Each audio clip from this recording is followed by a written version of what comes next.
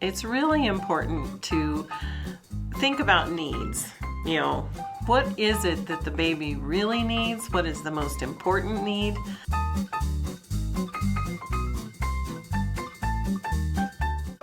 Hey grandparents, let's talk about the only child grandbaby and how not to spoil them. Now, it may be that you only have the one grandchild, or it may be simply that this is your first grandchild. You're on cloud nine, and the temptation to spoil is overwhelming.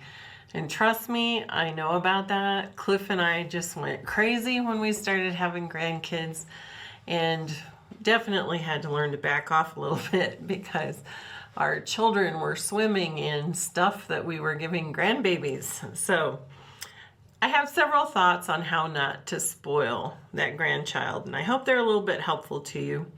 First one is, it's really important to think about needs. What is it that the baby really needs? What is the most important need? And that is love and time. That doesn't have to do with any stuff, any purchasing. It's simply spending time and loving on the child and helping them to get to know their family and interact in a healthy way. We can do a lot of that without hitting the spoiling issue. Work with your children to schedule time so that you're either there babysitting once in a while or you're there as a whole family. I really like that time too, because then you're enjoying your own children, you're spending time with multiple generations in the household, and I think there's some really interesting dynamics there that we can embrace and enjoy. So first thing, think of the most important need for love and for time spent. That's what babies thrive on more than anything else. How about the accumulation of stuff? Now, I mentioned in the intro kind of that we encountered this problem, and we lived next door to one set of children, and it was just so easy to buy goodies. We'd go to the store for groceries, or we'd go to Target or Walmart or whatever. We'd see things, oh, this would be perfect for this baby or that baby, especially the first one though, because you're just overwhelmed with love and can't wait to give them all these goodies. And ours was a girl, first girl. I didn't have any baby girls, and so I was buying clothes like a crazy woman. And pretty soon I started seeing the looks and hearing the comments from my children, my son and daughter-in-law, about how we didn't need to bring them stuff all the time. And I saw bags of stuff that were having to go out to Goodwill. She was growing out of clothes and just so many that she couldn't possibly wear them. And it clicked that we were not being helpful. We were actually adding to the stress of the household by generating so much stuff. In our minds, we're spoiling the little granddaughter, and then as her brothers came along doing the same thing because they were right next door to us. But it wasn't healthy. It was creating clutter in their household. It was creating more work for them. And then the difficulty of getting rid of the things that Nani and Papa were bringing around. So think about that. Spoiling can turn into other problems like the clutter.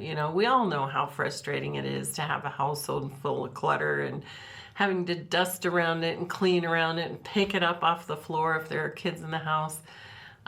There's been kind of a minimalist movement in our culture lately, and there's some wisdom there. We just have more stuff than we need, so try not to spoil your grandchild with stuff.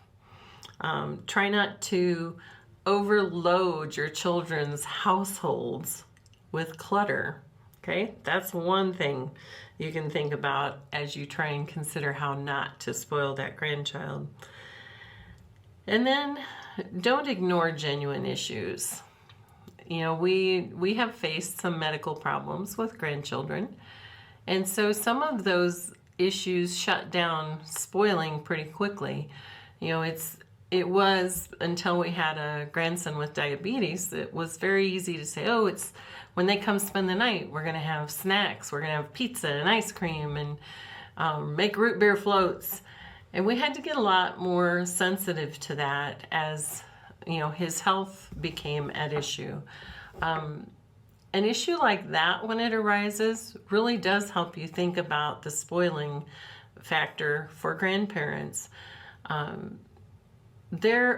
If we spoil them, if we do too much of a good thing, which is in my mind kind of what spoiling is, too much of a good thing, nothing's special anymore. So in these times now, as we started backing off treats in the household when the kids were around, number one, they eat better. You know, they aren't picky. They eat what is put in front of them, and they have likes and dislikes, of course.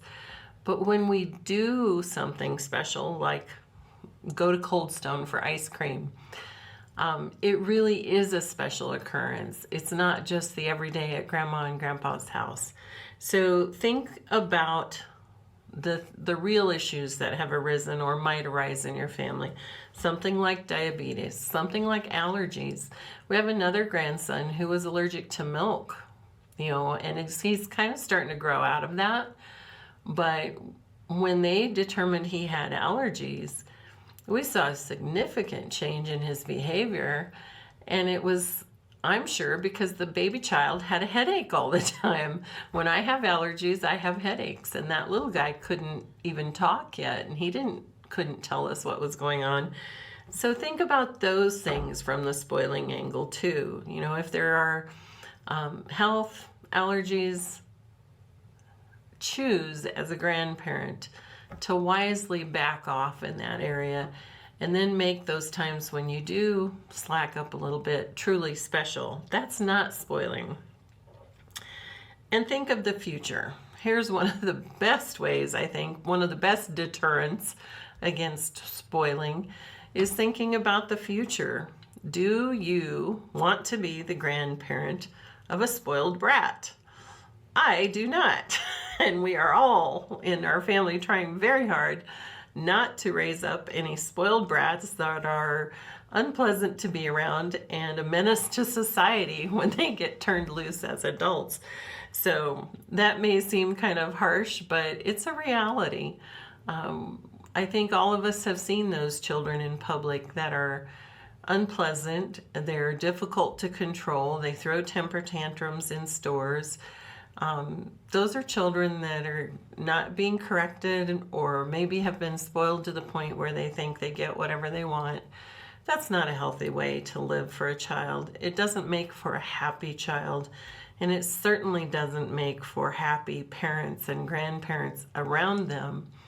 So anytime you're tempted to spoil that grandbaby, kind of project out to the future and think, what will it turn into? An occasional splurge is a good thing. It becomes a treat. It becomes a sign of love if you do something special with a child. But if you're just constantly barraging a child with everything they want, it's not healthy and it doesn't create a happy family environment. So think about this. If you have an only grandchild, you know, kind of re-examine your efforts and see where you fall on that line between spoiled and wisdom and, you know, special times. And then if you're at the first grandchild, anticipate. You know, I know it's so exciting. You want to buy lots of things and do the things maybe you didn't have the money to do when you were a young parent. But project it out as multiples arrive. And, you know, you're buying gifts for the children all the time, and pretty soon the household is totally full of stuff that the parents can't keep up with, and they don't like seeing you come. Try and avoid that. Focus instead on the love and the time that children need to thrive. Take care, my friends, and be grand.